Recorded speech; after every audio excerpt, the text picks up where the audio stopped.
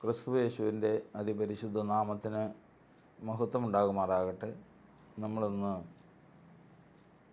ജാതികൾ എന്ന വിഷയം വീണ്ടും ഗ്രഹിക്കാൻ ശ്രമിക്കുകയാണ്. ആരാണ് ജാതി? ദൈവം ജാതിയായിട്ടൊരു മനുഷ്യനെ സൃഷ്ടിച്ചിട്ടില്ല. ദൈവം ഏകനായ ഒരു മനുഷ്യനിൽ നിന്നാണ് മാനവരാശിയൊക്കെ ഉളവാക്കിയത്. ആ ഏകനായ മനുഷ്യൻ ആദാമായിരുന്നു. ആദാം ജാതിയായിരുന്നില്ല.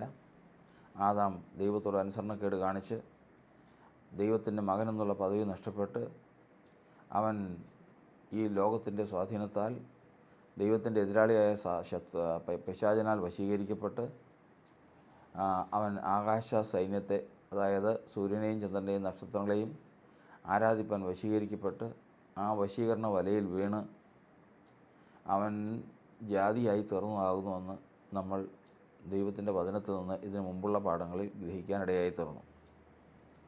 ഇന്ന് വീണ്ടും നമ്മൾ ഇവിടെ ചിന്തിക്കുന്നത് ജാതികളായിത്തീർന്നാൽ ഒരാളുടെ സ്വഭാവം എങ്ങനെയായിരിക്കും എന്നുള്ളതാണ്.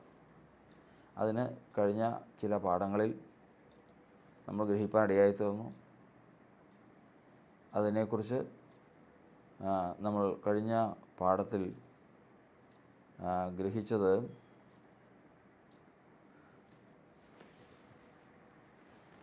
ജാതികൾ ലക്ഷണവാദികളാണ്, ലക്ഷണം നോക്കുന്നവരാണ്.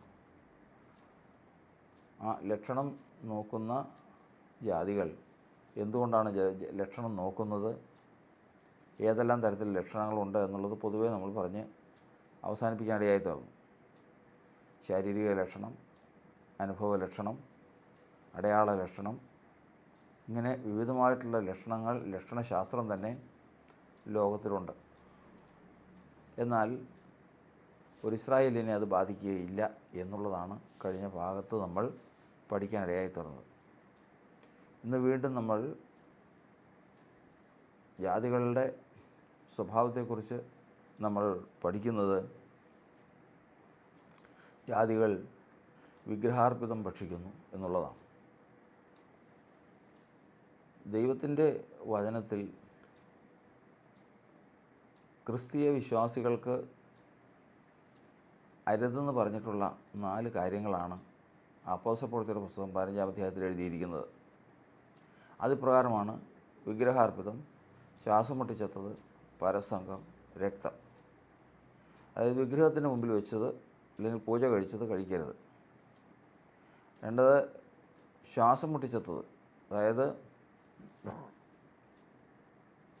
ഉള്ളിൽ ശ്വാസം കെട്ടി മരിച്ചു പോകുന്നത്, അതായത് തൂങ്ങിച്ചാകുന്നത്, കഴുത്ത് കുടുങ്ങി ചാകുന്നത്, ശ്വാസം ഉള്ളിൽ നിന്ന് മരിച്ചു പോകുന്നത്, ഇങ്ങനെയുള്ള കാര്യങ്ങൾ നമുക്ക് അരുതാത്തതാകുന്നു.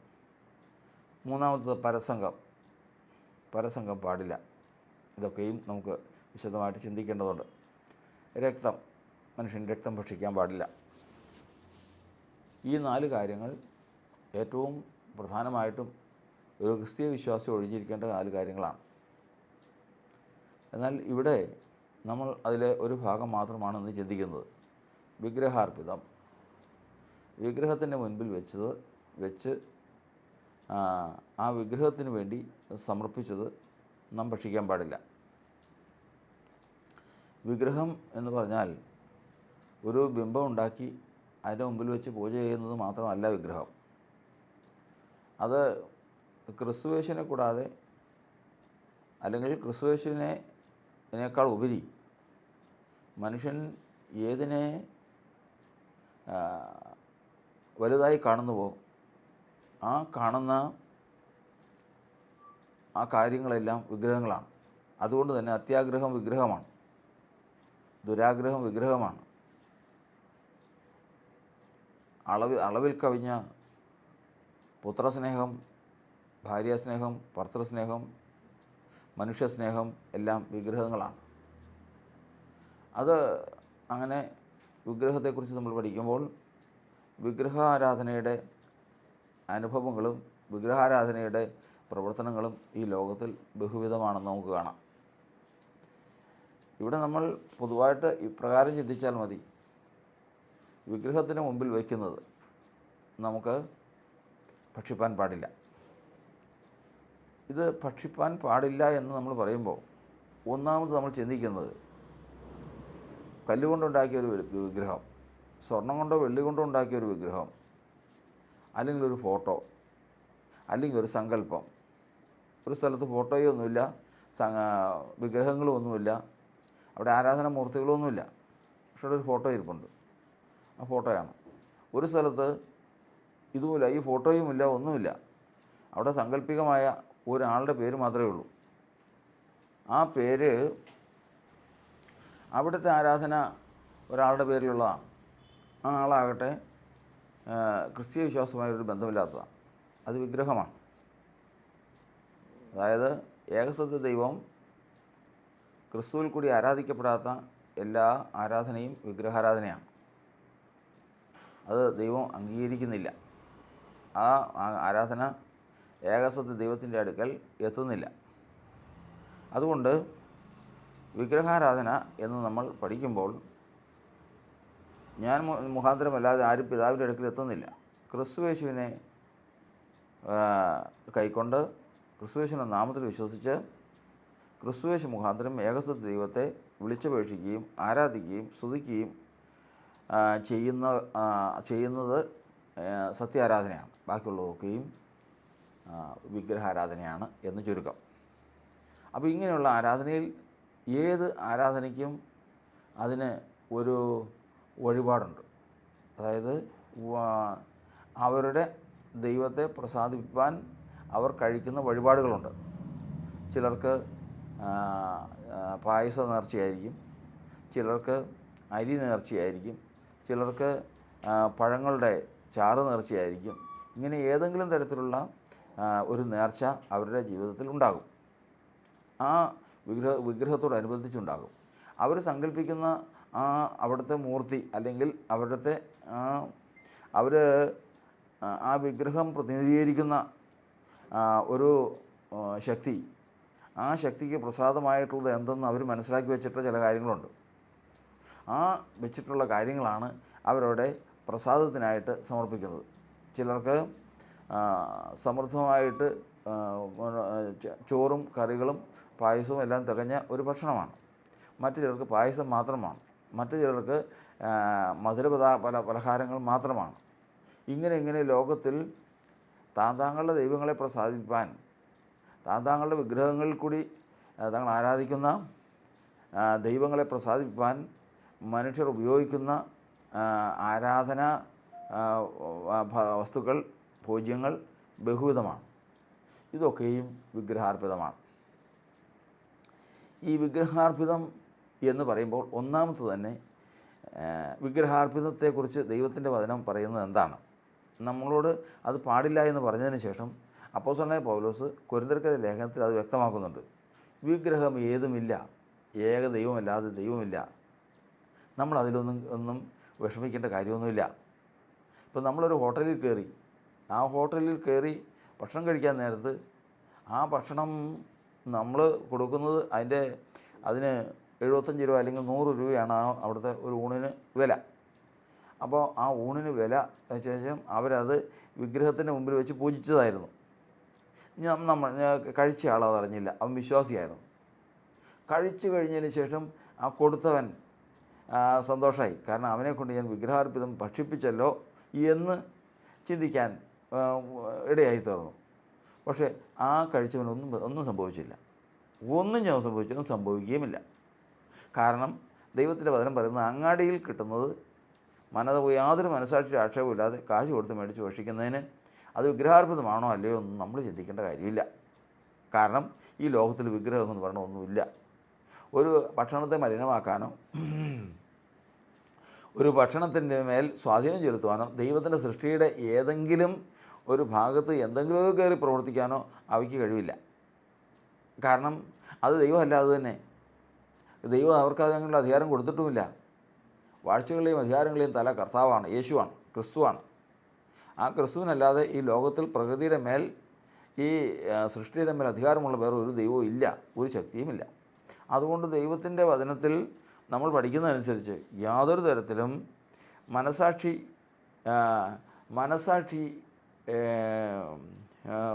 അതിൽ കളങ്കപ്പെടേണ്ട കാര്യമില്ല. ഇനി വേറൊരു സംഭവമുണ്ട്. അതിനെക്കുറിച്ച് കൊരിന്ത്യർ ലേഖനത്തിൽ പറയുന്ന പ്രകാരമാണ്.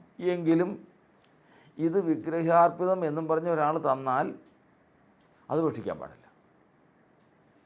വിഗ്രഹാർപ്പിതം എന്നും പറഞ്ഞ് ഞാൻ ഒരു ഓണത്തിന് ഇപ്പോൾ ദേശീയ ഒരു ഉത്സവമാണ് ഓണം. ആ ഓണത്തിന് ഞാനൊരു സ്ഥലത്ത് ചെന്നപ്പോൾ അവിടെ നിന്ന് ഒരാൾ, ഞാനറിഞ്ഞില്ല, ഞാനൊരു കയറി ഭക്ഷണം കഴിക്കുന്ന സമയത്ത് എനിക്കതിൽ പായസം കൊണ്ടുവന്ന് വെച്ചു. പായസം അടക്കം ഊണിന് 150 രൂപയാണ്. ആ 150 രൂപ ഞാൻ കൊടുത്ത് ഞാൻ ഭക്ഷണം കയറി ഭക്ഷിച്ച് എനിക്കൊന്നും ഭവിക്കാനില്ല. എന്നാൽ അത് വിളമ്പുന്നവൻ പറയുകയാണ്, ഇത് ഓണത്തിൻ്റെ സ്പെഷ്യലാണ് കേട്ടോ എന്ന് പറഞ്ഞ് അവൻ വിളമ്പിക്കഴിഞ്ഞാൽ അത് നമുക്ക് കഴിക്കാൻ വ്യവസ്ഥയില്ല. അത് കഴിച്ചു കഴിഞ്ഞാൽ അതിൽ മലിനത കിടക്കും. കാരണം അത് മലിനത കിടക്കുന്നതിൻ്റെ കാരണം വേറൊന്നുമില്ല, ഈ ഭക്ഷണത്തിലേക്കൊന്നും കയറിയിട്ടല്ല. പിന്നെയോ അവൻ ഇത് വിഗ്രഹാർപ്പിതം അല്ലെങ്കിൽ ഇത് ഓണത്തിൻ്റേത് എന്നും പറഞ്ഞ് തന്നു കഴിയുമ്പോൾ നമ്മളത് മേടിച്ച് ഭക്ഷിക്കുമ്പോൾ അവൻ്റെ മനസ്സാക്ഷി ചിന്തിക്കും, ഓണത്തെ അല്ലെങ്കിൽ ആ ആചാരത്തെ, ആ ആരാധനയെ നമ്മളും അംഗീകരിക്കുന്നു, അതുകൊണ്ടാണ് നമ്മൾ മേടിച്ച് കഴിച്ചത് എന്ന് അവൻ ധരിച്ച് അവന് കേടുവരും. അവൻ നാളെ ന്യായവിധിയെങ്കിൽ കർത്താവിൻ്റെ സന്നിധിയിൽ എല്ലാവരും നിൽക്കുമ്പോൾ വിഗ്രഹത്തെ ആരാധിച്ചതിന് ചോദ്യം ചെയ്യപ്പെടുമ്പോൾ അവനോട് ചോദിക്കുമ്പോൾ, ഞാൻ ഇതിനെക്കുറിച്ച് എനിക്ക് നിശ്ചയമില്ല, ഇവർ ദൈവവിശ്വാസികളാണെന്ന് പറയുന്നതാണ്, ഏകദൈവ വിശ്വാസികളാണ്, സത്യദൈവ വിശ്വാസികളാണെന്ന്. അവർക്ക് ഞാൻ ഓണത്തിൻ്റേതെന്ന് പറഞ്ഞ് ഞാൻ ഈ പായസം അങ്ങോട്ട് കൊടുത്തു കഴിഞ്ഞപ്പോൾ അവരത് ബഹുമാനത്തോടെ അത് സന്തോഷത്തോടെ എടുത്ത് മേടിച്ച് കഴിക്കുന്നത് ഞാൻ കഴിച്ചതാണ്. അതുകൊണ്ടാണ് ഞാൻ പിന്നീട് ഇത് ഒന്നുകൂടി ഉറച്ചത് എൻ്റെ വിശ്വാസം ഇതിലുള്ളത്. അവർ സത്യദൈവത്തെ അല്ലാതെ മറ്റൊന്നും ആരാധിക്കുന്നില്ല എന്ന് പറഞ്ഞപ്പോൾ അവരും കൂടി അംഗീകരിക്കുന്ന ഒന്നായിട്ട് ഇത് ഞാൻ കണ്ടതുകൊണ്ടാണെന്ന് പറയും. അപ്പോൾ കുടുങ്ങി. അപ്പോൾ ദൈവത്തിൻ്റെ സന്നിധിയിൽ കണക്ക് പറയേണ്ടി വരും. നീ എന്തുകൊണ്ട് അത് ചെയ്തു എന്ന് ചോദിച്ചു കഴിഞ്ഞാൽ കണക്ക് പറയേണ്ടി വരും. അതുകൊണ്ട് വിഗ്രഹാർപ്പിതമെന്ന് പറഞ്ഞ് ആര് തന്നാലും, വിഗ്രഹാർപ്പിതമെന്ന് വിചാരിച്ച് അവർ തരുന്നു എന്ന് മനസ്സിലാക്കിയാലും അവിടെ നമ്മളതിനെ തടുക്കണം. നമ്മൾ അത് വേണ്ട എന്ന് പറഞ്ഞ് മാറി നിൽക്കണം. ഇല്ല എങ്കിൽ അതിന് ദോഷമുണ്ട്. ആ ദോഷത്തെക്കുറിച്ചാണ് ഇനി നമ്മൾ ചിന്തിക്കാൻ പോകുന്നത്. അപ്പോൾ ഒരു കാര്യത്തിൽ നമ്മൾ ഒരു കാര്യം ഉറക്കുകയാണ്, ഏത് ക്ഷേത്രത്തിലും ഏത് വിഗ്രഹാരാധനയിലും എത്ര തീക്ഷ്ണതയുള്ള വിഗ്രഹങ്ങളെന്ന് വേദപുസ്തകത്തിലുള്ളതുപോലെ എത്ര വലിയ ആരാധന നടക്കുന്ന വിഗ്രഹങ്ങളുടെ മുമ്പിൽ വെച്ചതാണെങ്കിലും ആ വിഗ്രഹത്തിൻ്റെ മുമ്പിൽ വെച്ച ഒരു ഭക്ഷണത്തിനും നമ്മെ മലിനമാക്കാൻ സാധിക്കുകയില്ല. അതിനുള്ള കഴിവ് ആ ഭക്ഷണത്തിനില്ല. അങ്ങനെയുള്ള കഴിവ് ആ ഭക്ഷണത്തിൽ വരുത്താനുള്ള കഴിവും അവിടെ ഇരിക്കുന്നവർക്കാർക്കും ഇല്ല. അങ്ങനെ ഒരു അനുവാദം ദൈവം കൊടുത്തിട്ടില്ല. കാരണം സത്യദൈവമാണ് എല്ലാറ്റിനും അധികാരം കൊടുക്കുന്നത്. വാഴ്ചകളുടെയും അധികാരങ്ങളുടെയും തല കർത്താവാണ്, യേശുവാണ്, ക്രിസ്തുവാണ്. ക്രിസ്തു സമ്മതിക്കാതെ ഒന്നും ഒരു കാര്യവും നടക്കില്ല. അതുകൊണ്ട് തന്നെ നമുക്ക് ഓരോ ലോകത്തിൽ എവിടെ ചെന്നാലും ഏത് വിഗ്രഹത്തിന് മുമ്പിൽ വെച്ചതായിരുന്നാലും അവിടെ നമുക്ക് ഭയപ്പെടേണ്ട കാര്യമില്ല. പക്ഷേ വിഗ്രഹാർപ്പിതമാണ് എന്ന് ഒരു സമൂഹം വിശ്വസിക്കുന്നതും നമുക്ക് തരുന്നവർ വിശ്വസിക്കുന്നതും അത് അറിയപ്പെടുന്നതുമായ ഒരു കാര്യം നാം അവരുടെ മനസ്സാക്ഷിക്ക് കേടുവരുത്തുന്ന തരത്തിൽ നമ്മൾ കയറി ഭക്ഷിക്കുന്നുവെങ്കിൽ നാം തെറ്റുകാരായിത്തീരുന്നു. ഇനി അല്ല, അതിൽ നിന്ന് നാം അത്രയും പേരുടെ വിശ്വസിച്ചിരിക്കുന്ന ആ ഭക്ഷണത്തിൽ നിന്നും ആ വിഗ്രഹാർപ്പിതത്തിൽ നിന്നും നാം ഒഴിഞ്ഞു മാറി നിൽക്കുന്നുവെങ്കിൽ അവരുടെ മനസ്സാക്ഷിയിൽ കുറിച്ചിടാനിടയായിത്തീരും. ഇവർ അത് ഭക്ഷിക്കില്ല, ഇതുപോലെ അത് ഭക്ഷിക്കില്ല. ഇങ്ങനെ അവർ മനസ്സാക്ഷിയിൽ കുറിച്ചിട്ട് കഴിഞ്ഞ് ഇവർ വിഗ്രഹാർപ്പിതം ഭക്ഷിക്കുന്നവരല്ല. തൽക്കാലത്തേക്ക് ചില പ്രശ്നങ്ങളൊക്കെ ഉണ്ടായിന്ന് വരും. അവർ അത് കഴിക്കാത്തവരെന്ന് പറയുമ്പോഴത്തേക്കും അവരെ ആക്ഷേപിക്കുന്നത് പോലെയൊക്കെ തോന്നും. അങ്ങനെ വരുമ്പോഴത്തേക്കും അവരുടെ അഭിമാനത്തിന് ക്ഷതം വന്നതായിട്ട് തോന്നും. അത് തുടർന്ന് അവരിൽ നിന്ന് പല തിക്ത അനുഭവങ്ങളും ലോകത്തിൽ അനുഭവിക്കേണ്ടി വന്നവരുണ്ട്, ഇപ്പോഴും ഉണ്ട്, ഇനിയും ഉണ്ടാകും. പക്ഷേ ആ സമയത്തൊക്കെയും വേണ്ട എന്ന് പറഞ്ഞാൽ വേണ്ട, അത് എനിക്ക് അംഗീകരിക്കാൻ പറ്റാത്തതാണ്, എനിക്ക് അത് തരത്തിലുള്ളതാണ്, അത് വിഗ്രഹാർപ്പിതമാണ്. ആ വിഗ്രഹാർപ്പിതമായി നിങ്ങൾ ആചരിക്കുന്നതും ഏതെങ്കിലും മനുഷ്യൻ്റെ മനസ്സിൽ അതുണ്ട് എങ്കിൽ ആ മനസ്സ് അറിഞ്ഞാണ് എനിക്കിത് തന്നിരിക്കുന്നതെങ്കിൽ എനിക്കത് ചെയ്യാൻ പാടുള്ളതല്ല. അങ്ങനെ ചെയ്താൽ ഞാൻ എന്നെ തന്നെ മലിനനാക്കുന്നു. ദൈവത്തിൻ്റെ ആത്മാവ് നമ്മെ സഹായിക്കുമാറാകട്ടെ. എന്നാൽ ഇന്ന് വീണ്ടും കർത്താവിൻ്റെ വചനത്തിൽ നിന്ന് നമ്മൾ ചിന്തിക്കുന്നത്, ജാതികളിത് ഭക്ഷിക്കുന്നു, നാം ഇത് ഭക്ഷിക്കുന്നില്ല, അല്ലെങ്കിൽ അതിൽ നിന്ന് ഒഴിഞ്ഞു മാറി നിൽക്കുന്നു. ഇതുകൊണ്ട് എന്ത് പ്രയോജനം? ഇതുകൊണ്ട് എന്ത് പ്രയോജനം? ആ പ്രയോജനമാണ് നമ്മളിൽ നിന്ന് ഒരു ഭാഗം ചിന്തിക്കേണ്ടത്. ആ ചിന്തിക്കേണ്ട ഭാഗമെന്ന് പറയുന്നത്, ഇസ്രായേലിനോട് യുദ്ധം ചെയ്ത് ഇസ്രായേലിനെ മുഴുവനും കീഴടക്കി അന്നത്തെ ബാബേൽ രാജാവായിരുന്ന നെബൂഖദ്നേസർ രാജാവ് എന്ന ചക്രവർത്തി അന്നത്തെ ചക്രവർത്തിയായിട്ട് തന്നെ നിങ്ങൾ കൂട്ടാം. അന്നത്തെ രാജാവ്, ആ രാജാവ് ഇസ്രായേലിൽ നിന്ന് കുറച്ച് ബാലന്മാരെ പിടിച്ചുകൊണ്ട് പോയി, പിള്ളേരെ പിടിച്ചുകൊണ്ട് പോയി, കുഞ്ഞുങ്ങളെ, അതായത് ബാലന്മാർ. അവരെ പിടിച്ചുകൊണ്ട് പോയ കൂട്ടത്തിൽ ദാനിയേൽ, മീശായേൽ, അസര്യാവ് എന്നീ പറയുന്ന ചില കുട്ടികളും ഉണ്ടായിരുന്നു. ഇഷ്ടംപോലെ കുട്ടികളുണ്ടായിരുന്നു. ആ കൂട്ടത്തിൽ ഇവർ പ്രത്യേകിച്ച് ഉണ്ടായിരുന്നു. അവരെ അവിടെ കൊണ്ടുപോയതിന് ശേഷം അവരെ നാട്ടിൽ ബാബേൽ സംസ്ഥാനത്ത് കൊണ്ടുപോയി ഇവരിൽ നിന്ന് കുറച്ച് പേരെ കൽദയരുടെ വിദ്യ പഠിപ്പിക്കാനും, അതായത് ബാബേൽ സംസ്കാരം പഠിപ്പിച്ച് അവിടെയുള്ള വിദ്യകളും കാര്യങ്ങളൊക്കെ പഠിപ്പിച്ചതിന് ശേഷം ലക്ഷണ കാര്യങ്ങൾ, അതുപോലെ ആസ്ട്രോളജി, അങ്ങനെയുള്ള പല കാര്യങ്ങളും അന്നത്തെ കാലത്ത് അതൊക്കെ നോക്കിയിട്ടാണ് കാര്യങ്ങൾ നീക്കുന്നത്. ഇങ്ങനെയെല്ലാം നോക്കുവാനും യുദ്ധത്തിന് വേണ്ട ആലോചനകളൊക്കെ ലഭിക്കാനുമൊക്കെ വേണ്ടിയിട്ട് ഇതിൽ നിന്ന് കുറച്ച് ബാലന്മാരെ, യഹൂദ ബാലന്മാരെ വേർതിരിച്ചു. ഈ വേർതിരിച്ച കൂട്ടത്തിൽ ഒരാളാണ് ദാനിയേൽ. മറ്റ് 3 പേരാണ്, പേരെടുത്ത 3 പേരാണ് ശദ്രക്ക്, മേശക്ക്, അബേദ്നെഗോ. അവരുടെ യഹൂദ നാമം അല്ലാതെ മീശായേൽ, അസര്യാവ് എന്നിങ്ങനെ ആണ് അവരുടെ യഥാർത്ഥ പേര്. അത് നെബൂഖദ്നേസർ രാജാവ്, ബാബേൽ രാജാവിൻ്റെ ദേവന്മാരുണ്ട്. ആ ദേവന്മാർ, അതായത് വിഗ്രഹ മുഖാന്തരം ആരാധിക്കുന്ന അവരുടെ വിഗ്രഹനാമങ്ങളാണ്, അവരുടെ ദേവന്മാരുടെ നാമങ്ങളാണ് അതൊക്കെ.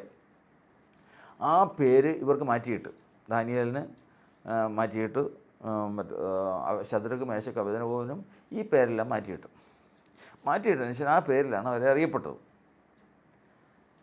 ഇങ്ങനെ അറിയപ്പെട്ട് അവരുടെ രാജകൊട്ടാരത്തിൽ ചെന്നതിന് ശേഷം രാജാവ് കഴിക്കുന്ന നിലവാരത്തിലുള്ള ഭക്ഷണവും അതുപോലുള്ള സൂക്ഷിപ്പും ഇവർക്ക് രാജാവ് കൽപ്പിച്ചു. കാരണം ഇവരെ വളരെ സൂക്ഷ്മതയോടുകൂടി ഏറ്റവും ശ്രേഷ്ഠമായ ഭക്ഷണം, രാജഭക്ഷണം കഴിക്കണം. അവിടുത്തെ വീഞ്ഞ്, അവിടുത്തെ മറ്റ് പാനീയങ്ങൾ, അവിടുത്തെ ഭക്ഷണ ക്രമീകരണങ്ങൾ, അവിടുത്തെ സകല ചിട്ടകളും അവരെ പഠിപ്പിച്ച് ചില നാളുകൾക്കുള്ളിൽ അവരെ രാജ്യത്തിന് കൊള്ളാകുന്നവരാക്കി തീർക്കുവാൻ ഒരു കൽപ്പനയുണ്ടായി. കൽപ്പന ലഭിച്ച ഉടനെ തന്നെ ദാനിയേൽ കൊട്ടാരത്തിലേക്ക് വന്നു കഴിഞ്ഞപ്പോൾ തൻ്റെ ജീവിതം അടിമയായിട്ട് വന്നതാണ്. തൻ്റെ നാട്ടിൽ നിന്ന് തന്നെ പിടിച്ചുകൊണ്ട് വന്നതാണ്, ഈ പിള്ളേരെ പിടിച്ചുകൊണ്ട് വന്നതാണ്. അപ്പോൾ അവരുടെ അടിമത്വത്തിൽ നിന്ന് പെട്ടെന്ന് അടിമകളെ കൊണ്ടുവന്ന് പാർപ്പിച്ചിരിക്കുന്ന കൂടാരങ്ങളിൽ നിന്നാണ് ഇവരെ കൊണ്ടുവന്നിരിക്കുന്നത്. ഈ കൂടാരങ്ങളിൽ പാർത്ത ജീവിതാനുഭവമല്ല കൊട്ടാരത്തിൽ വന്നപ്പോഴത്തേക്കും ജീവിതാനുഭവം മാറി. അനുഭവം മാറി എന്ന് പറഞ്ഞു കഴിഞ്ഞാൽ, രാജവീഞ്ഞെന്ന് പറഞ്ഞു കഴിഞ്ഞാൽ അനേകർ പരിശോധിച്ചതിന് ശേഷവും അതിൻ്റെ ഗുണമേന്മയുള്ളതും സുഗന്ധം ചേർത്തതും രാജകൊട്ടാരത്തിലെ വീഞ്ഞിനെക്കുറിച്ച് നമ്മൾ കേട്ട് കഴിഞ്ഞാൽ അത് എത്രയോ വർഷം പഴക്കമുള്ളത്, 100 വർഷം പഴക്കമുള്ളത്, 150 വർഷം പഴക്കമുള്ളത് ഒക്കെ അതിവിശിഷ്ടമായിട്ടുള്ള വീഞ്ഞും അതുപോലെ സൽക്കാരങ്ങൾ, ഭക്ഷണകാര്യാദികൾ ഇതെല്ലാമാണ് കൊട്ടാരത്തിൽ കിട്ടുന്നത്.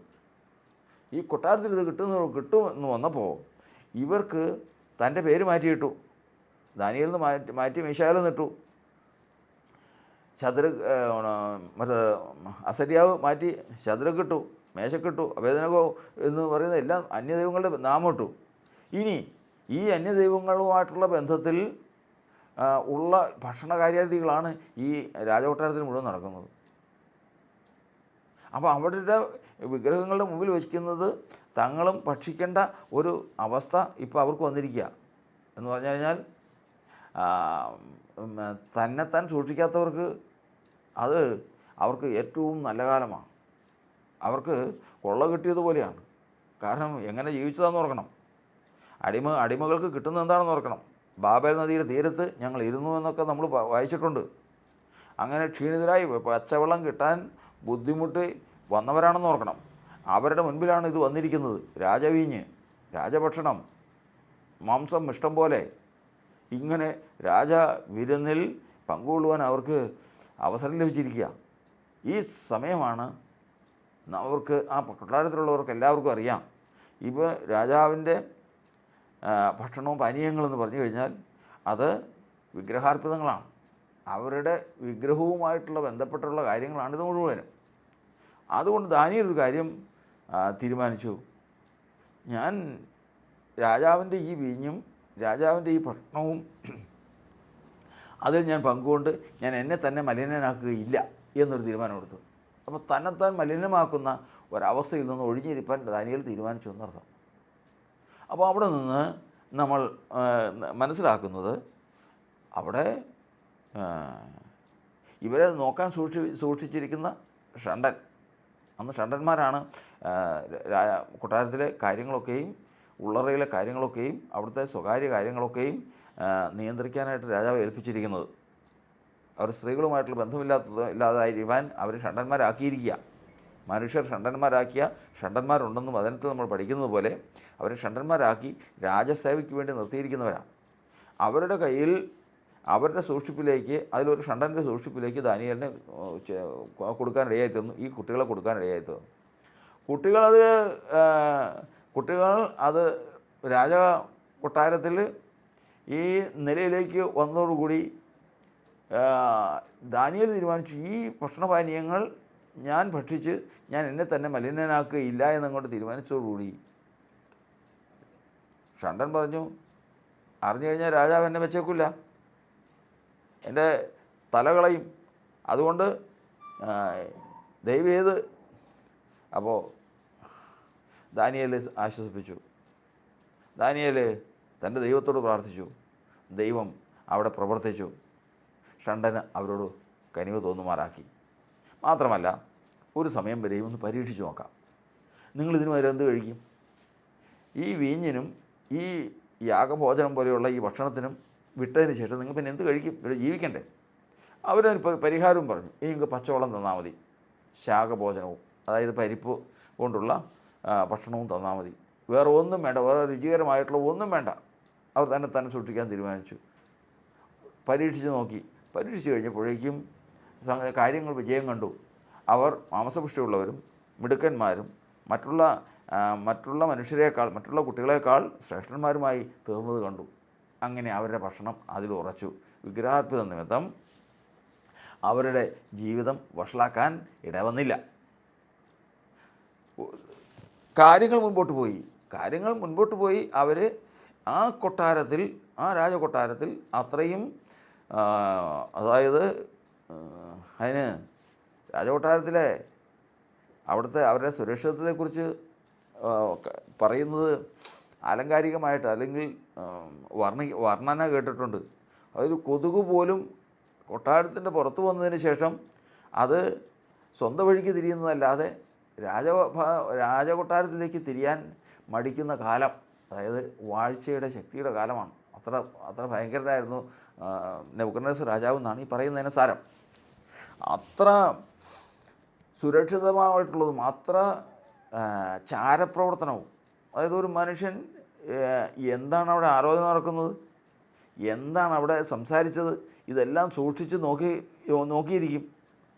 കാരണം രാജാവിനെതിരെയോ രാജപ്രവൃത്തിക്കെതിരെയോ രാജ്യത്തിനെതിരെയോ ഏതെങ്കിലും ഒറ്റുകാരോ ചാരന്മാരോ അവിടെ രാജകൊട്ടാരത്തിലോ രാജാവിനോട് അടുത്ത് നിൽക്കുന്നവരിലോ പട്ടാളക്കാരിലോ ആരെങ്കിലും ഉണ്ടോ എന്ന് സദാസമയം വീക്ഷിച്ചുകൊണ്ടിരിക്കും. അതിലൊക്കെയും മധ്യത്തിൽ അത്ര സുരക്ഷിതത്വത്തിൻ്റെ, ജാതീയ സുരക്ഷിതത്വത്തിൻ്റെ, രാജകീയ കവചത്തിൻ്റെ മധ്യത്തിൽ ദൈവം അവരെ ഈ ആലോചനയിൽ സൂക്ഷിച്ചു. ദൈവം അവരെ വളർത്തി. ദൈവം അവരെ ദൈവങ്ങൾക്കുള്ള സാഹചര്യങ്ങൾ ദൈവം തന്നെ കൊടുത്തു. സമയമായി സംഭവിച്ചത് നമ്മൾ ഇത്രയും ചിന്തിച്ചതെന്നറിയാമോ? വിഗ്രഹാർപ്പിതം മുഖാന്തരം തന്നെ മലിനമാക്കാത്ത ഒരാളുടെ കാര്യം പറയുകയാണ്. മലിനമാക്കാത്ത ഒരാളുടെ കാര്യം. ഒടുവിൽ അവിടെ ഒരു രാജകൽപ്പന പുറപ്പെട്ടു. രാജകൽപ്പനയാകട്ടെ ദൂരാസമഭൂമിയിൽ, അവിടെ ദൂരാസമഭൂമി എന്ന് പറയുന്ന ഒരു സമതലം, അതായത് പരന്ന പ്രദേശം എന്ന് കൂട്ടിയാൽ മതി, ഒരു വിശാലമായ ഒരു സ്ഥലം. അവിടെ വലിയൊരു വിഗ്രഹം നെബൂഖദ്നേസർ രാജാവ് പണിതുറപ്പിച്ചു. വലിയൊരു വിഗ്രഹം, അതായത് ആകാശം മുട്ട നിൽക്കുന്ന ഒരു വിഗ്രഹം, അത്ര ഭയങ്കരമായൊരു വിഗ്രഹം. എന്നിട്ട് രാജാവ് കൽപ്പന പുറപ്പെടുവിച്ചു. ആരുടെ പ്രേരണ? എന്ത് പ്രേരണ? ചരിത്രങ്ങൾ, ദൈവത്തിൻ്റെ വചനത്തിന് പുറത്തുള്ള ചരിത്രങ്ങൾ പറഞ്ഞു കേട്ടിട്ടുണ്ട്. അത് ഈ ദാനിയേലിനെയും കൂട്ടരെയും ഒതുക്കാൻ വേണ്ടിയിട്ട് അവരെ കൊണ്ട് വിഗ്രഹത്തെ ആരാധിപ്പിക്കണം, അല്ലെങ്കിൽ അവരെ ഇല്ലാതാക്കണം, അതിനുവേണ്ടി കൊണ്ടുവന്നതാണെന്ന് ഒരു ചൊല്ല്, ഒരു വാക്കുകൾ, ഒരു ചരിത്രങ്ങൾ, ഒരു കഥകൾ ഒക്കെയും നമുക്ക് അവിടെ നിന്ന് പലയിടങ്ങളിൽ നിന്നും കേൾക്കാൻ കഴിയും. എന്നാൽ നമ്മൾ ദൈവത്തിൻ്റെ വചനത്തിൽ നിന്ന് നമ്മൾ കാണുന്നത് രാജകൽപ്പന പുറപ്പെട്ടു. ജനമെല്ലാം ഒരുമിച്ച് കൂടി നെബൂഖദ്നേസർ രാജാവ് നിർത്തിയിരിക്കുന്ന ബിംബത്തെ നമസ്കരിക്കണം. കുഴൽ, തമ്പുരു, വീണ, കിന്നരം മുതലായിട്ടുള്ള വാദ്യമേളങ്ങളെല്ലാം ഒരുമിച്ച് നിന്ന് ഒരു സമയത്ത് അത് ധ്വനിപ്പിക്കുമ്പോൾ, എല്ലാ വാദ്യോപകരണങ്ങളും ഒരുമിച്ച് ധ്വനിപ്പിക്കുമ്പോൾ അവിടെ ആ നിൽക്കുന്നവരെല്ലാവരും ഈ വിഗ്രഹത്തിന് മുമ്പിൽ വീണ് നമസ്കരിക്കണം. ഇല്ലാത്തവരെ തീയിലിട്ട് ചുട്ടുകളയും, ഇല്ലാത്തവരെ എരിയുന്ന തീച്ചുള്ളിലേക്ക് ഇട്ടുകളയും. ഇതാണ് രാജകൽപ്പന. ഇതാണ് രാജകൽപ്പന. അവിടെ ഈ ദാനിയേലിനെ സംബന്ധിച്ച് നമ്മൾ പറയുന്നില്ല. ദാനിയേലിൻ്റെ കൂടെയുള്ള ശദ്രക്ക്, മേശക്ക്, അബേദ്നെഗോ എന്നീ പറയുന്ന 3 കുട്ടികൾ കുമ്പിട്ടില്ല. ഉടനെ തന്നെ അതിന് ഏഷണിയുമായി രാജാവിൻ്റെ അടുക്കൽ ആൾ ചെന്നു. ഇവർ കുമ്പിടുന്നില്ല. രാജാവ് അവരെ വിളിച്ച് ചോദിച്ചു. അവർക്കൊരു സാധ്യതയും കൂടി കൊടുത്തു. അവസാനത്തെ, ഇനി അത് ഏതെങ്കിലും കാരണവശാൽ നിങ്ങൾ ഏതെങ്കിലും ചിന്താഗതിയിലോ അല്ലെങ്കിൽ ബൈ ചാൻസിലോ നിങ്ങൾക്ക് അത് സാധിക്കാതെ വന്നെങ്കിൽ നിങ്ങൾക്ക് തെറ്റ് തിരുത്താൻ ഒരു അവസരം തരികയാണ്. അതായത് കുഴൽ, തമ്പുരു, വീണ മുതലായിട്ടുള്ള വാദ്യമേളങ്ങളെല്ലാം വീണ്ടും ധരിപ്പിക്കാൻ പോവുക. ആ ധ്വനി നിങ്ങൾ കേൾക്കുമ്പോൾ ഇതിന് മുമ്പിൽ വീണ് നമസ്കരിച്ച് കഴിഞ്ഞാൽ ഈ പ്രശ്നങ്ങളൊന്നുമില്ല. കാരണം നിങ്ങളെ നശിപ്പിക്കണമെന്ന് രാജാവിനൊരു താല്പര്യവുമില്ല, നിങ്ങളെ ഇല്ലാതാക്കണമെന്ന് രാജാവിന് യാതൊരു ആഗ്രഹവുമില്ല. നിങ്ങളിതങ്ങ് ചെയ്തു വെച്ചാൽ മതി. ഇനി ഇല്ല എങ്കിൽ തീച്ചുളയിലിട്ട് കളയും. അപ്പോൾ തന്നെ തീച്ചുളയിലിട്ട് കളയും. അവർ പറഞ്ഞു അതിൻ്റെ ആവശ്യമില്ല, ഇത് സംസാരിക്കേണ്ട കാര്യമില്ല, ഞങ്ങൾ നമസ്കരിക്കില്ല. ഞങ്ങളുടെ ദൈവത്തിന് ഞങ്ങളെ വിടുവിപ്പാൻ കഴിയുമെങ്കിൽ ഞങ്ങൾ വിടുവിക്കും. ഇനി വിടുവിച്ചില്ലെങ്കിൽ തന്നെയും ഈ ക്രിയ ഞങ്ങൾ ചെയ്യില്ല. കാരണം ഞങ്ങൾ ഇതുവരെ വിഗ്രഹാർപ്പിതം ഇതുവരെ ഭക്ഷിക്കാത്തവൻ വിഗ്രഹത്തിന് മുമ്പിൽ വീഴുമോ? വിഗ്രഹാർപ്പിതം ഭക്ഷിക്കാത്തവൻ വിഗ്രഹത്തിന് മുമ്പിൽ വീഴുമോ? ഇല്ല. വേറെ ആർക്കും പരീക്ഷ ഉണ്ടായില്ലല്ലോ. അതെന്താ? വിഗ്രഹാർപ്പിതം ഭക്ഷിക്കുകയില്ല എന്നൊരു തീരുമാനം വരുമ്പോഴറിയാം അതിൻ്റെ തുടർന്നുള്ള ഫലങ്ങൾ. എവിടെയെങ്കിലും ഇവനെക്കൊണ്ട് വിഗ്രഹത്തെ ആരാധിപ്പിക്കാനോ എവിടെയെങ്കിലും ഇവൻ വിഗ്രഹാർപ്പിതം ഭക്ഷിക്കാനോ തക്കവണ്ണം അവൻ പരീക്ഷിക്കപ്പെടുമെന്നാണ് നമുക്കതിൽ നിന്ന് മനസ്സിലാകുന്നത്. ഒടുവിൽ അവർ നിഷേധിച്ചതോടുകൂടി രാജാവിൻ്റെ മുഖഭാവം മാറി. രാജകൽപ്പന കർശനമായി അവരെ കൊണ്ടുപോയി തീച്ചുളയിൽ ഇട്ട് കളഞ്ഞു. എന്നാൽ ആ തീച്ചുളയിൽ 4-മനായിട്ടൊരാൾ ഇറങ്ങി. അത് ദൈവപുത്രനായിരുന്നു, അത് കർത്താവായിരുന്നു. അവിടെ നിന്ന് അവരെ പുറത്തു കൊണ്ടുവന്നു. അങ്ങനെ കർത്താവിൻ്റെ നാമം അവിടെ മഹത്വപ്പെട്ടു. തീർന്നിട്ടില്ല. അടുത്ത് വീണ്ടും ഒരു സംഭവം ഉണ്ടായി. ഇതെല്ലാം ദൈവത്താലാണെന്ന് നമ്മൾ വിചാരിച്ചോളണം. വിഗ്രഹാർപ്പിതം ഭക്ഷിക്കാതെ ഒരാൾ മാറി നിന്നാൽ അവൻ ജാതീയതയിൽ നിന്ന് മാറി നിൽക്കുന്നതാണ്. ഒരു മനുഷ്യൻ ജാതിയായി പോകുന്നതിന് ദൈവത്തിൻ്റെ ആത്മാവിൻ്റെ ദുഃഖം എത്രയാണെന്നറിയാമോ? ദൈവത്തിന് അത്രമാത്രം ദുഃഖമുള്ള ഒരു കാര്യമാണ് ഒരു മനുഷ്യൻ ജാതിയായി പോകുന്നത്. ദൈവത്തിന് അത്രമാത്രം സന്തോഷമുള്ളൊരു കാര്യമാണ് ജാതിയായ ഒരുവൻ നീതിമാനായി യഹൂദനായി തീരുന്നത്. യഹൂദൻ എന്ന് പറഞ്ഞു കഴിഞ്ഞാൽ ഇന്നത്തെ പാലസ്തീനിൽ കാണുന്ന യഹൂദൻ്റെ കാര്യമല്ലേ ഈ പറയുന്നത്. പുറമേ യഹൂദനായവൻ യഹൂദനല്ല എന്നാണ് വചനം പറയുന്നത്. അകമേ യഹൂദനായവത്ര യഹൂദൻ. ആത്മാവിനുള്ള ഹൃദയപരിച്ഛേദന അത്രേ യഥാർത്ഥ പരിച്ഛേദന. അവനാണ് യഥാർത്ഥത്തിൽ അവന് ദൈവത്തിൽ നിന്ന് പുകഴ്ച ലഭിക്കും. ഹൃദയപരിച്ഛേദന ഉണ്ടെങ്കിൽ അവന് ദൈവത്തിൽ നിന്ന് പുകഴ്ച ലഭിക്കും. കാണുന്നവരെല്ലാം യഹൂദന്മാരെന്ന് വിചാരിക്കേണ്ട. പുറമേ യഹൂദന്മാരായിരുന്ന യഹൂദന്മാരല്ല, അവരെല്ലാവരും യഹൂദന്മാരാകണമെന്നില്ല. അവർ എല്ലാവരും ജാതീയത വിട്ട് യഹൂദന്മാരായി തീരാൻ ആഗ്രഹിക്കുക ദൈവം. അങ്ങനെ അവിടെ നിന്ന് വന്നതോടുകൂടി രാജാവ് ഒരു സ്വപ്നം കണ്ടു. സ്വപ്നമാകട്ടെ വലിയൊരു ബിംബം, അതിൻ്റെ തല തങ്കം കൊണ്ട്, തുടർന്നുള്ള ശരീരഭാഗങ്ങൾ വെള്ളി മുതലായിട്ടുള്ള ഭാഗങ്ങൾ ഉണ്ട്. കാൽപാതി വിരൽ മണ്ണും ഇരുമ്പും കൊണ്ടുള്ളത്. ഇങ്ങനെയുള്ള ഒരു വിഗ്രഹമാണ് കണ്ടത്. ഈ കണ്ടതിന് ശേഷം വിദ്വാൻമാരെ വിളിച്ചു. അതായത് രാജാവിൻ്റെ ചെലവിൽ, രാജാവിൻ്റെ ഉത്തരവാദിത്വത്തിൽ ഭക്ഷണവും അവർക്ക് വേണ്ട എല്ലാ സൗകര്യവും കൊടുത്ത് അവരെ നിർത്തിയിരിക്കുക. അവരെല്ലാവരെയും വിളിച്ചു. എല്ലാവരെയും വിളിച്ചതിന് ശേഷം സ്വപ്നത്തിൻ്റെ അർത്ഥം പറയണം. അവർ പറഞ്ഞു, പറയാം, അതിനെന്താ കുഴപ്പം, സ്വപ്നം പറയണം. രാജാവ് പറഞ്ഞു, സ്വപ്നം പറയില്ല. നിങ്ങളീ പറയുന്നത് നേരാണോ എന്നെങ്ങനെ അറിയും? ഞാനൊന്ന് പറഞ്ഞു കഴിഞ്ഞാൽ, ഇപ്പോഴത്തെ സ്വപ്ന വ്യാഖ്യാനം പോലെ എന്തെങ്കിലും പറഞ്ഞു പോയി കഴിഞ്ഞാൽ ആ സഹോദരൻ പാതാളത്തിലേക്ക് പോകുന്നതായിട്ട് സ്വപ്നം കണ്ടെന്ന് പറഞ്ഞു കഴിഞ്ഞാൽ അത് സഹോദരനായിട്ട് തോന്നിയതാ, പറഞ്ഞവനെ ഇറങ്ങിപ്പോകുന്നതെന്ന് പറയുന്നത് വ്യാഖ്യാനിക്കുന്ന കാലമാണ്. അപ്പോൾ അങ്ങനെ വ്യാഖ്യാനം പലതും നടക്കും. അതും വേണ്ട. നിങ്ങൾക്ക് ഈ സ്വപ്നത്തെക്കുറിച്ച് വ്യാഖ്യാനിക്കാൻ നിങ്ങൾക്ക് സാധിക്കുമെന്നുള്ളതിൻ്റെ തെളിവ് ഒരു തെളിവുമില്ല. ഞങ്ങളുടെ സ്വപ്നം പറഞ്ഞാൽ മതി. കുടുങ്ങി പറയാൻ പറ്റുമോ? നെബൂഖദ്നേസർ കണ്ട സ്വപ്നം ഒരാൾ പറഞ്ഞു കഴിഞ്ഞാൽ അവന് അർത്ഥം പറഞ്ഞില്ലെങ്കിൽ അവൻ പറയുന്ന ഏത് അർത്ഥമായാലും രാജാവ് അംഗീകരിച്ചു. ആദ്യം നിങ്ങൾ സ്വപ്നം പറ. പക്ഷേ പറയാൻ ആർക്കും കഴിഞ്ഞില്ല. അയ്യോ, ഇങ്ങനെയുള്ള ഒരു കാര്യം ലോകത്ത് ഏതെങ്കിലും ഒരു മനുഷ്യൻ ചോദിച്ചിട്ടുണ്ടോ? ചോദിക്കുകയില്ല. രാജാവ് അങ്ങനെ പറയരുത്. രാജാവിൻ്റെ ഭാവം മാറി, തമ്മിൽ വഴക്കായി, തങ്ങൾ പ്രശ്നമായി, രാജകൽപ്പന എതിരായി. ഉടനെ തന്നെ കാര്യങ്ങൾ മുമ്പോട്ട് പോകുന്നില്ല എന്ന് കണ്ടു കഴിഞ്ഞതോടുകൂടി രാജാവ് കൽപ്പന പുറപ്പെടുവിച്ചു. സകല വിദ്വാൻമാരെയും ഒരൊറ്റ എണ്ണത്തിനെ വെച്ചേക്കണ്ട. അതായത് യഹൂദ ബാലന്മാരെ പിടിച്ചുകൊണ്ടെന്ന് പറയേണ്ടതിന് ചിലവിന് കൊടുക്കണ്ടല്ലോ. അവർക്ക് രാജവീഞ്ഞും രാജഭോജനമൊക്കെ കൊടുത്ത് വളർത്തണ്ടല്ലോ. അവരോട് ചോദിക്കുക, പറ്റിയില്ല എങ്കിൽ എല്ലാത്തിനെയും തീർത്ത് കളഞ്ഞേക്കാൻ കൽപ്പന പുറപ്പെടുവിട്ടു. ഇതാ വാളുമായിട്ട് കൊല്ലാനായിട്ട് ഇവരെല്ലാവരെയും, ലക്ഷണവാദികളെയും പ്രശ്നക്കാരെയും പ്രവാചകന്മാരെയും എല്ലാത്തിനെയും കൊല്ലാനായിട്ട് കൽപ്പന ഉറപ്പിച്ചു കഴിഞ്ഞപ്പോൾ ദാനിയേൽ ഈ വിവരം കേട്ടു. ദാനിയേൽ ഈ വിവരം കേട്ടതോടുകൂടി ദാനിയേൽ അവധി ചോദിച്ചു. ഞങ്ങൾ പ്രാർത്ഥിക്കട്ടെ. അങ്ങനെ അവധി കിട്ടി. വീട്ടിൽ ചെന്നു. വിഗ്രഹാർപ്പിതത്തിൽ ഒഴിഞ്ഞു നിൽക്കുന്ന, വിഗ്രഹാർപ്പിതം ഭക്ഷിക്കുന്നതിൽ നിന്ന് ഒഴിഞ്ഞു മാറി നിന്ന കൂട്ടുകാരെ വിളിച്ചു. ശദ്രക്കിനെയും മേശക്കിനെയും അഭിനവയും വിളിച്ചു. 3 പേരും വന്നു. അവർ 4 പേരും കൂടി ദൈവസന്നിധിയിൽ പ്രാർത്ഥനയ്ക്കിരുന്നു. കർത്താവേ, സകലത്തിൻ്റെ ഉടയവനെ, ഇത് വെളിപ്പെടുത്തി തരണം. അന്ന് രാത്രി സ്വപ്നത്തിൽ ദാനിയേലിന് ഈ കാര്യം വെളിപ്പെട്ടു. എന്താണ് നെബൂഖദ്നേസർ കണ്ട സ്വപ്നം എന്ന് വെളിപ്പെട്ടു. അടുത്ത ദിവസം നെബൂഖദ്നേസർ രാജാവിൻ്റെ അടുക്കൽ ചെന്നു. അവിടെ ചെന്ന് സ്വപ്നം അറിയിക്കാൻ, ഞങ്ങളുടെ സ്വപ്നം നിനക്ക് അറിയിക്കാൻ സാധിക്കുമോ? കാരണം രാജാവിന് പ്രതീക്ഷയൊക്കെ തീർന്ന് ഇനി ഇതിന് ഒരെണ്ണത്തിനെ വെച്ചേക്കുകയില്ല എന്നുള്ളൊരു തീരുമാനത്തിലാണ്. വാക്ക് കേട്ടതോടുകൂടി നിനക്ക് സാധിക്കുമോ? അതിനൊരു തരും, ദൈവം അതിനൊരു വ്യാഖ്യാനം തരും. ഈ കാര്യങ്ങൾ കേട്ടതോടുകൂടി വ്യാഖ്യാനിക്കാനായിട്ട്, സ്വപ്നം പറയാനായിട്ട് അവസരം കൊടുത്തു. രാജാവ് കണ്ട സ്വപ്നം രാജാവ് കണ്ടതിനേക്കാൾ വ്യക്തമായിട്ട് ദാനിയേൽ വിശദീകരിച്ചു. അതിൻ്റെ അർത്ഥവും ബോധിപ്പിച്ചു. വിഗ്രഹത്തിന് മുമ്പിൽ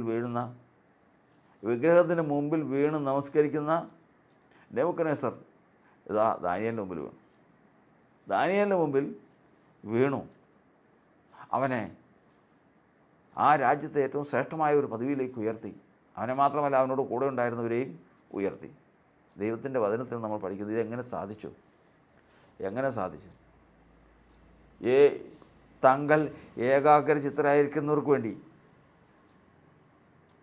താൻ ഭൂമിയിൽ തന്നെത്താൻ ബലവാനെന്ന് കാണിക്കേണ്ടതിന് വേണ്ടി ദൈവത്തിൻ്റെ 7 കണ്ണ് ഈ ഭൂമിയിലൊക്കെ ഊടാടി സഞ്ചരിച്ചുകൊണ്ടിരിക്കുക. ഏത് മനുഷ്യൻ ഞാൻ ഈ ജാതികളിൽ ജീവിക്കുന്നത് പോലെ ജീവിക്കുകയില്ല എന്ന് ആര് തീരുമാനിച്ചോ അവിടെ ദൈവത്തിന് ദൃഷ്ടിയുണ്ടാകും. ഇന്ന് ഈ കാര്യങ്ങൾ നമ്മൾ കേൾക്കുകയാണല്ലോ. ജാതികളുടെ ഒരു സ്വഭാവമാണ് ഈ വിഗ്രഹാർപ്പിതം ഭക്ഷിക്കുന്നത്. ഇന്ന് പെന്തക്കോസ്തുകാർ, യേശുനാമക്കാർ, ഇതിൽ ആരെ ഭക്ഷിക്കാത്തേ? ഈ കൂട്ടത്തിൽ, വിശ്വാസികളുടെ കൂട്ടത്തിൽ നല്ലൊരു സമൂഹത്തെക്കുറിച്ച് എനിക്കറിയാവുന്നതാണ്. അവർ ഓണത്തിന് ഇലയും വെട്ടിയിട്ട് ഇങ്ങനെയുള്ള എത്രയോ ആർഭാടപൂർവം ജാതികളെക്കാൾ കൂടുതലായിട്ട് അവർ ആരാധിക്കുകയും സ്തുതിക്കുകയും മഹത്വപ്പെടുത്തുകയും എല്ലാം ചെയ്യുക. അവർക്കിതൊന്നും പ്രശ്നമല്ല. എന്നാൽ കാര്യം എന്താണെന്നറിയാമോ? കാര്യം എന്താണെന്നറിയാൻ, ആവശ്യ സമയം വരും.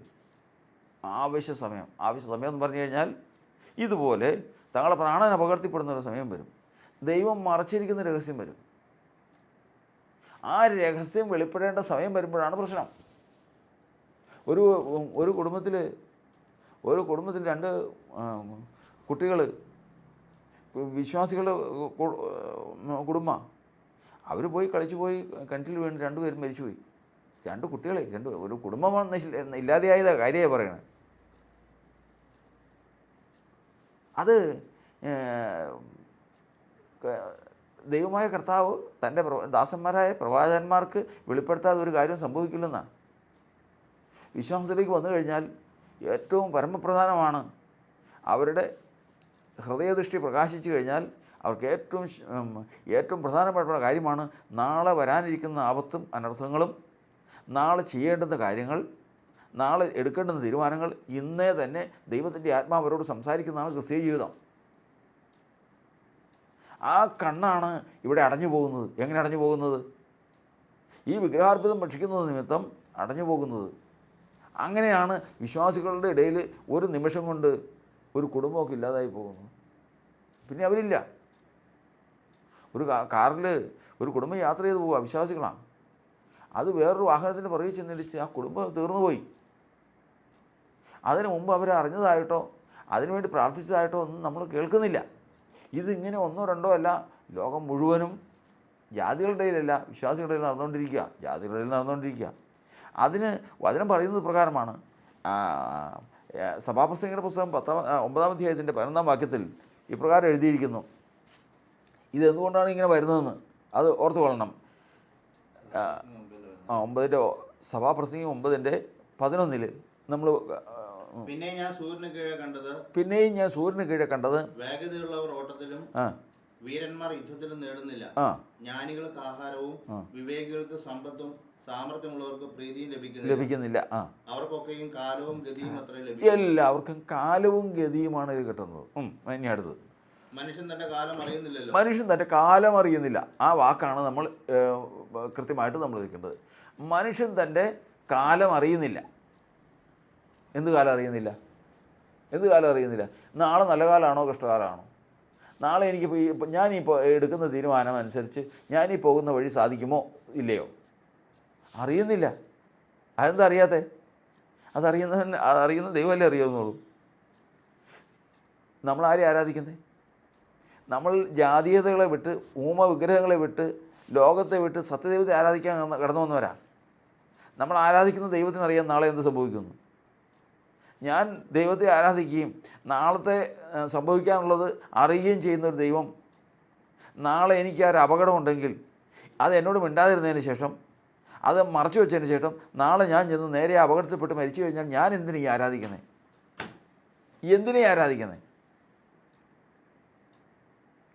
അന്യരുടെ കാര്യമല്ല ഈ പറയുന്നത്, സമുദായക്കാരുടെ കാര്യമല്ല, ജാതികളുടെ കാര്യമല്ല ഈ പറയുന്നത്, വിശ്വാസികളുടെ കാര്യമാണ് പറയുന്നത്. ഒരു നിമിഷം കൊണ്ട് അവർക്ക് അപകടം വരുവാണ്.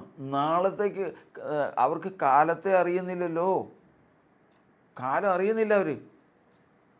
ഇത് ആരുടെ കാര്യം എഴുതിക്കണമെന്നറിയോ? സഭാപ്രസംഗി പുസ്തകം 9:11 നമ്മൾ വായിച്ചു കൊള്ളണം. ജാതികളുടെ കാര്യമാണ് എഴുതിയിരിക്കുന്നത്. അത് ഓരോന്നോരോന്നെടുത്ത് വിശദീകരിക്കേണ്ടതുണ്ട്.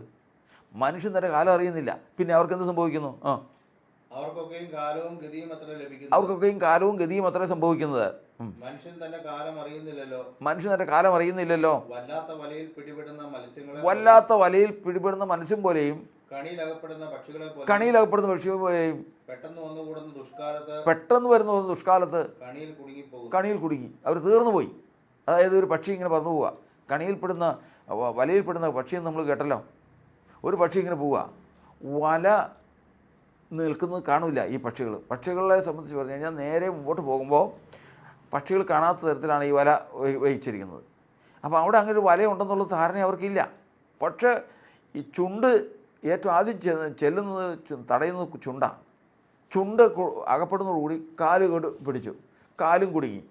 അങ്ങനെ ചുണ്ടും കാലും ചിറകും കുടുങ്ങി. ഇങ്ങനെയാണ് അത് പെട്ടുപോകുന്നത്. അതോടുകൂടി അതിന് തീർന്ന് അതിനെ വേട്ടക്കാരൻ കൊണ്ടുപോയി അതിനെ കറിയാക്കും, അതിനെ ഭക്ഷണമാക്കും. ഇതുപോലെയാണ് മനുഷ്യരുടെ കാര്യം. വല്ലാത്ത കാലത്ത് പെട്ടെന്നൊരു കാലം വരും, പെട്ടെന്നൊരു കാലം, ഒരപകടം. വിശ്വാസിയാണ്, ആ അപകടം പെട്ടെന്ന് വന്നു. എന്തു ചെയ്യും? നിവർത്തിയില്ല, അതിൽ മരിച്ചുപോയി. അപ്പോൾ ചോദിക്കുന്നത്, ഒരു വിശ്വാസിയുടെ വീടാണ്. ഒരിക്കലും ഒരു വിശ്വാസി മരിക്കാൻ പാടില്ലാത്ത നിലയിലാണ് ആ ഭവനത്തിൽ മരണം നടന്നിരിക്കുന്നത്. അത്ര ഹീനമായൊരു മരണമാണ്. അവൻ ആരാധിക്കുന്ന ആരെയാണ്? സത്യദൈവത്തെയാണ്. സത്യദൈവത്തിന് കഴിയാത്ത എന്തെങ്കിലും കാര്യമുണ്ടോ? ഇല്ല, എല്ലാം കഴിയും. സത്യദൈവത്തിന് അറിയാത്ത എന്തെങ്കിലും കാര്യമുണ്ടോ? ഇല്ല, എല്ലാം അറിയാം. സത്യദൈവം ഇല്ലാത്ത ഏതെങ്കിലും ഇടമുണ്ടോ? ഇല്ല. അതുകൊണ്ടാണ് നമ്മുടെ ദൈവം സർവ്വവ്യാപിയാണ്, സർവജ്ഞാനിയാണ്, സർവശക്തനെന്ന് പറഞ്ഞത് അതുകൊണ്ടാണ് സത്യദൈവം. അപ്പം ഇവനോട് കൂടെയുള്ള സത്യദൈവത്തിന് എല്ലായിടത്തും ഉണ്ട്, എല്ലാം കഴിയും, എല്ലാം അറിയും. ഇത്ര ശക്തനായ ഒരു ദൈവം ഇവൻ ഈ ഹീനമായ ഈ മരണം ഈ ഭവനത്തിൽ വന്ന് ഇത് ഇല്ലാതായി പോകുന്നവരെ മിണ്ടാതിരുന്നോ? ദൈവത്തിന് അറിവില്ലായിരുന്നോ ഇത് ഇന്നലെ അല്ലെങ്കിൽ എൻ്റെ തലേ ദിവസം? നിശ്ചയമായിട്ട് അറിവുണ്ടായിരുന്നു. എന്തുകൊണ്ട് പറഞ്ഞില്ലെന്നാര് പറഞ്ഞ്?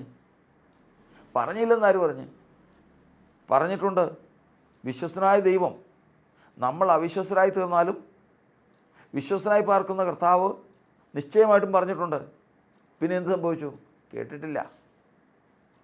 കർത്താവ് പറഞ്ഞത് ഗ്രഹിച്ചിട്ടില്ല. അതാണ് കർത്താവ് പറഞ്ഞിരിക്കുന്നത്. ഞാൻ അവരെ വിളിച്ചിട്ടും അവർ കേൾക്കുന്നില്ല. അവർ മേലോട്ട് വിളിച്ചിട്ടും അവർ നിവർന്നു നിൽക്കുന്നില്ല. കാരണം അവർ കേൾക്കുന്നില്ല. അവരുടെ ചിന്താമണ്ഡലം വേറൊരു ദിശയിലേക്ക് തിരിഞ്ഞിരിക്കുന്നതുകൊണ്ട്, ചിന്താമണ്ഡലം മലിനപ്പെട്ടിരിക്കുന്നതുകൊണ്ട് ദൈവം വിളിക്കുന്നത് കേൾക്കുന്നില്ല. അതാണ് അപ്പോസ്തലന്മാരെക്കുറിച്ച് കർത്താവിൻ്റെ വചനം പറഞ്ഞിരിക്കുന്നത്. അവരുടെ ഹൃദയം കടുത്തിരുന്നത് കൊണ്ട് അപ്പത്തിൻ്റെ സംഗതി അവർ ഗ്രഹിച്ചില്ല. കർത്താവ് ചെയ്ത അത്ഭുതങ്ങളെല്ലാം ഓർക്കും, കർത്താവ് ചെയ്ത പ്രവൃത്തികൾ ഓർക്കും, കർത്താവ് ആരാണെന്നും കർത്താവിന് എന്ത് കഴിയുമെന്നും ഓർക്കണമെങ്കിൽ അന്ധക്കരണം മലിനപ്പെടരുത്. അന്ധക്കരണം മലിനപ്പെടുന്ന വഴിയാണ് വിഗ്രഹാർപ്പിതം ഭക്ഷിച്ച് വിഗ്രഹാർപ്പിതം പാനം ചെയ്യുന്നതോടുകൂടി അവൻ്റെ അന്ധക്കരണം മലിനമായി പോവാം. അങ്ങനെ അന്ധക്കരണം മലിനമായി കഴിഞ്ഞാൽ ദൈവം നാളത്തെ അപകടം ഇന്നേ അറിയിക്കും, അത് അറിയില്ല. അതോടുകൂടി ഇത് മറഞ്ഞിരിക്കുന്ന കാര്യം കർത്താവിനുള്ളതാകുന്നു. അവിടെ പ്രത്യേകിച്ച് എഴുതിയിട്ടുണ്ട്, എങ്കിലും കർത്താവ് ചോദിച്ച കാര്യം, അതായത് രാജാവ് ചോദിക്കുന്ന കാര്യം പ്രയാസമുള്ളതാകുന്നു. ദാനിയേൽ പറയുക, ആർക്കെങ്കിലും പറ്റുമോ? സ്വപ്നത്തിൽ ഒരാൾ കണ്ട സ്വപ്നം, ഞാൻ കണ്ട സ്വപ്നം നീ ഒന്ന് പറയാൻ പറഞ്ഞു കഴിഞ്ഞാൽ പറയാൻ പറ്റുമോ? ഇല്ല. അതൊക്കെ ദൈവത്തിന് മാത്രം സാധിക്കുന്ന കാര്യങ്ങളാണ്. അത് പ്രയാസമുള്ള കാര്യമാണ് രാജാവ് ചോദിച്ചത്.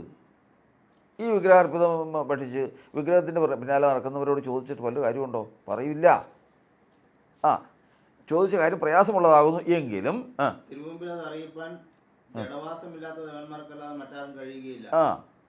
ഇത് ഹേതുവായിട്ട് രാജാവ് കോപിച്ചു, അത്യന്തം ക്രോധിച്ചു, ബാബേലിലെ സകല വിദ്വാൻമാരെ നശിപ്പിക്കാൻ കൽപ്പന കൊടുത്തു. അങ്ങനെ ദാനിയേലിൻ്റെ വാക്ക് അങ്ങനെ തന്നെ നമുക്കൊന്ന് ചിന്തിക്കാം. അതായത് നെബൂഖദ്നേസർ രാജാവിനോട് ദാനിയേൽ പറയുകയാണ്, ഇത് പ്രയാസമുള്ള കാര്യമാണ് ചോദിച്ചത്. എങ്കിലും രഹസ്യങ്ങളെ വെളിപ്പെടുത്തുന്ന ഒരു ദൈവം ലോകത്തിലുണ്ട്, ഈ പ്രപഞ്ചത്തിലുണ്ട്. അവനാണ് സത്യദൈവം. രഹസ്യങ്ങളെ വെളിപ്പെടുത്തും. അവൻ മറച്ചു വെച്ചാൽ ആർക്കും ഒന്നും പറയാൻ പറ്റില്ല. അവൻ തടുത്തു കഴിഞ്ഞാൽ ആർക്കും ഒന്നും ചെയ്യാൻ പറ്റില്ല. അവൻ അടച്ചാൽ ആർക്കും തുറക്കാൻ പറ്റില്ല, അവൻ തുറന്നാൽ ആർക്കും അടയ്ക്കാനും പറ്റില്ല. ഞാൻ നിർണയിച്ചിരിക്കുന്നു ആരതിനെ ദുർബലമാക്കും, ഞാൻ എൻ്റെ ഭുജം നീട്ടിയിരിക്കുന്നു ആരതിനെ മടക്കുമെന്നാണ് കർത്താവ് ചോദിച്ചിരിക്കുന്നത്. അതുകൊണ്ടാണ് വചനം പറയുന്നത്, കാർത്തികയെയും മകരത്തെയും സൃഷ്ടിച്ചവൻ, അന്ധതമസിനെ പ്രഭാതമാക്കി മാറ്റാൻ കഴിവുള്ളവൻ, സമുദ്രത്തിലെ വെള്ളത്തെ വിളിച്ച് ഭൂതലത്തിൽ പകരുന്നവൻ, കാറ്റിനെ സൃഷ്ടിച്ചവൻ, ഭൂമിയുടെ ഉന്നതികളുമേൽ നടകൊള്ളുന്നവൻ, അവനാണ് സൈന്യങ്ങളുടെ ദൈവം യേശു. ദാനിയേൽ പറയുന്ന വാക്ക് അങ്ങനെ തന്നെ നമ്മൾ കേട്ടോളണം. അതായത് ദാനിയേൽ പ്രവചനം 2-ാം അധ്യായത്തിൻ്റെ 26-27 വാക്യങ്ങൾ നമ്മൾ വായിക്കാം. ബൽശസ്സർ എന്നും പേരുള്ള ദാനിയേലിനോട് രാജാവ്, ഞാൻ കണ്ട സ്വപ്നവും അർത്ഥവും അറിയിപ്പാൻ നിനക്ക് കഴിയുമോ എന്ന് ചോദിച്ചു. ദാനിയേൽ രാജസന്നിധിയിൽ ഉത്തരം ബോധിപ്പിച്ചത്, രാജാവ് ചോദിച്ച ഗുപ്ത കാര്യം വിദ്വാൻമാർക്കും ആഭിചാരകന്മാർക്കും മന്ത്രവാദികൾക്കും ശകുനവാദികൾക്കും രാജാവിനെ അറിയിപ്പാൻ കഴിയുന്നതല്ല. ഇത് ഏറ്റവും ആദ്യം രാജാവ് ഇത് മനസ്സിലാക്കണം. ഇത് മന്ത്രവാദം കൊണ്ട് പറ്റുന്ന കാര്യമല്ല. ക്ഷുദ്രപ്രയോഗം, ആഭിചാരം, ഇങ്ങനെയുള്ള കാര്യങ്ങൾ കൊണ്ടൊന്നും ഇത് വെളിപ്പെടുന്ന കാര്യമല്ല. ഇത് സ്വർഗം മാത്രം പ്രവർത്തിച്ചാൽ നടക്കുന്നൊരു കാര്യമാണ്. എങ്കിലും രഹസ്യങ്ങളെ വെളിപ്പെടുത്തുന്ന ഒരു ദൈവം സ്വർഗത്തിലുണ്ട്. സ്വർഗത്തിലൊരു ദൈവമുണ്ട്. ആളുടെ പ്രത്യേകത എന്താണെന്നറിയാമോ? രഹസ്യങ്ങളെ വെളിപ്പെടുത്തുന്നവൻ. ഇനി എന്താ രഹസ്യം, അത് വെളിപ്പെടുത്തുന്നത് എങ്ങനെയാണെന്നുള്ളത് അത് നമുക്ക് ഇപ്പോൾ ചിന്തിക്കാൻ സമയമില്ല. ഈ രഹസ്യങ്ങളെ വെളിപ്പെടുത്തുന്നവൻ. നമുക്കെന്ത് വേണം? നമുക്ക് രഹസ്യം എന്ന് പറഞ്ഞാൽ എന്താ? നാളെ എനിക്കെന്ത് ഭവിക്കാനിരിക്കുന്നു, ഒന്ന്, ആ രഹസ്യം. രണ്ടാമത്തത്, ദൈവമേ നാളെ എൻ്റെ ഭവനത്തിന് എന്ത് ഭവിക്കാനിരിക്കുന്നു, രണ്ട്. മൂന്ന്, കർത്താവേ നാളെ ഞാനായിരിക്കുന്ന ദേശത്തിന് എന്ത് ഭവിക്കാൻ പോകുന്നു. നാല്, നാളെ ഈ ലോകത്തിന് എന്ത് ഭവിക്കാൻ പോകുന്നു. ഇതൊക്കെയല്ലേ രഹസ്യം. ഇതൊക്കെയാണ് രഹസ്യം എന്ന് പറയണേ. ഇതാണ് നമുക്ക് അറിഞ്ഞു കിട്ടേണ്ടത്. ഇതാണ് നമുക്ക് അറിഞ്ഞു കിട്ടേണ്ടത്. നാളെ എനിക്കെന്ത് സംഭവിക്കും, എൻ്റെ കുടുംബത്തിന് എന്ത് സംഭവിക്കും, ഈ ദേശത്തിന് എന്ത് സംഭവിക്കും, ലോകത്തിന് എന്ത് സംഭവിക്കും, ഈ കാര്യങ്ങളാണ് നമുക്ക് അറിഞ്ഞു കിട്ടേണ്ടത്. ഇത് രഹസ്യമാണ്. ആർക്കെങ്കിലും പറയാമോ? ആർക്കെങ്കിലും ഏതെങ്കിലും ദൈവത്തിന് പറയാമോ? ഏതെങ്കിലും മന്ത്രവാദിക്ക് പറയാമോ? സാധിക്കില്ല. ഊഹം പറയും, കവടി നിരത്തി, നക്ഷത്രരാശികളുടെ മുമ്പിൽ കവടി നിരത്തി പറയും, ഊഹം പറയും, വ്യക്തത ഉണ്ടാവില്ല, സംഭവിക്കണമെന്നുമില്ല. എന്നാൽ ഇതങ്ങനെയല്ല. എങ്ങനെയല്ല? ഇത് സംഭവിക്കും മുമ്പേ ഞാൻ പറഞ്ഞിരിക്കുന്നു. എൻ്റെ വിഗ്രഹം അതിനെ ചെയ്തു എന്ന് അറിയുന്നതിന് മുമ്പേ തന്നെ, അത് സംഭവിക്കും മുമ്പേ ഞാൻ പറഞ്ഞിരിക്കുന്നതാണ് യെശയ്യാപ്രവചനം പറയുന്നത്. ആ വാക്യം ഒന്ന് വായിച്ചേ. യെശയ്യാപ്രവചനം 47-ാം അധ്യായത്തിൻ്റെ 48-ാം അധ്യായത്തിൻ്റെ 6-ാം വാക്യത്തിൽ നമുക്കൊന്ന് വായിക്കാം. നീ കേട്ടിട്ടുണ്ട്, ഇപ്പോൾ നീ എല്ലാം കണ്ടുകൊള്ളുക. നിങ്ങൾ തന്നെ അത് പ്രസ്താവിക്കില്ലയോ? ഇന്നു മുതൽ ഞാൻ പുതിയത് നീ അറിയാതെ മറഞ്ഞിരിക്കുന്നത് നിന്നെ കേൾപ്പിക്കും. ഞാൻ അത് അറിഞ്ഞുവല്ലോ എന്ന് നീ പറയാതിരിക്കേണ്ടത്. എനിക്കത് അറിയാം എന്ന് ആർക്ക് പറയാം? ഏത് മനുഷ്യന് പറയാം, ഏത് വിഗ്രഹത്തിന് പറയാം, ഏത് മന്ത്രവാദിക്ക് പറയാം. ഞാനത് അറിഞ്ഞല്ലോ, എനിക്കിങ്ങനെ സംഭവിക്കുന്നുള്ളത് എനിക്ക് അറിയാമായിരുന്നല്ലോ എന്ന് ആർക്ക് പറയാം? സാധിക്കില്ല. എന്നാൽ രഹസ്യങ്ങളെ വെളിപ്പെടുത്തുന്ന ഒരു ദൈവം സ്വർഗത്തിലുണ്ട്. ആ ദൈവം അത് വായിച്ചേ. ഞാൻ പണ്ട് തന്നെ നിന്നോട് പ്രസ്താവിച്ചു, എന്റെ വിഗ്രഹം അവയെ ചെയ്തുവെന്നും എന്റെ വിഗ്രഹവും ബിംബവും അവയെ കൽപ്പിച്ചുവെന്നും നീ പറയാതിരിക്കേണ്ടത്. അവ സംഭവിക്കും മുമ്പേ ഞാൻ നിന്നെ കേൾപ്പിച്ചു. അതായത് ഇത്രയും വിഗ്രഹം ഉണ്ടായിട്ടും ഇത്രയും മന്ത്രവാദികൾ ഉണ്ടായിട്ടും എന്തി പറയാതിരുന്നേ? അത് ചെയ്തു കഴിഞ്ഞാൽ നീ പറയും എൻ്റെ വിഗ്രഹം അതിനെ ചെയ്തെന്ന് പറയും, എൻ്റെ മന്ത്രവാദികൾ അതിനെ ചെയ്തെന്ന് പറയും. അത് പറയാതിരിക്കാൻ രഹസ്യങ്ങളെ വെളിപ്പെടുത്തുന്ന ദൈവം തന്നെ പറയണം. അവൻ പറഞ്ഞിട്ടുണ്ട്. കർത്താവിന് സ്തോത്രം. അതാണ് ദാനിയേൽ പറയുന്നത്. ദാനിയേൽ പറയുകയാണ്, രഹസ്യങ്ങളെ, നീ ചോദിച്ച കാര്യം പ്രയാസമുള്ള കാര്യമാണ്. ഈ മന്ത്രവാദികൾക്കോ ക്ഷുദ്രക്കാർക്കോ ആഭിചാരകന്മാർക്കോ ഒന്നും ഇത് പറയാൻ സാധിക്കില്ല. ഒരു വിഗ്രഹങ്ങൾക്കും സാധിക്കില്ല. എങ്കിലും രഹസ്യങ്ങളെ വെളിപ്പെടുത്തുന്ന ഒരു ദൈവമുണ്ട്. രഹസ്യങ്ങളെ വെളിപ്പെടുത്തുന്ന ഒരു ദൈവമല്ല, വേറെ ദൈവം ഇല്ല. ആ ഒരുവനേ ഉള്ളൂ. ദൈവമായിട്ട് ഒരുവനേ ഉള്ളൂ. സകലത്തിൻ്റെയും സൃഷ്ടികർത്താവും സകലത്തിൻ്റെ ഉടയവനും ഒരുവനേ ഉള്ളൂ. അവന് മാത്രമേ കഴിയുള്ളൂ രഹസ്യങ്ങളെ വെളിപ്പെടുത്താൻ. രഹസ്യങ്ങളെ വെളിപ്പെടുത്തുന്ന ഒരു ദൈവം സ്വർഗത്തിലുണ്ട്. നീ കേട്ടിട്ടുണ്ട്, ഇപ്പോൾ എല്ലാം കണ്ടുകൊള്ളുക. അതല്ല, ദാനിയേൽ പ്രവചനം 2-ാം അധ്യായത്തിൻ്റെ സ്വപ്നവും